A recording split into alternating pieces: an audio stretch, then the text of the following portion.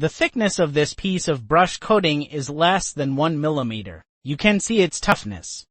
This material is hand-brushed hard polyurea. It is a hard surface after solidification but has good toughness. The thickness of polyurea coating is about 1 millimeter. Look at its strength. It is good adhesion with foam and you can see its toughness.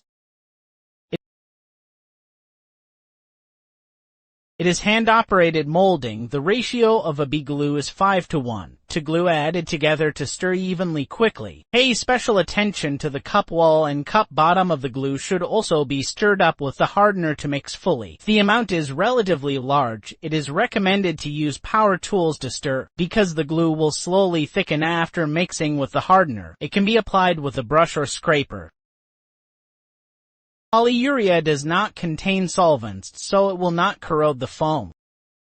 It is UV resistant and can be used outdoors for a long time in the sun and rain. This piece has been solidified. You can look at its bending strength. You can see that it has good toughness.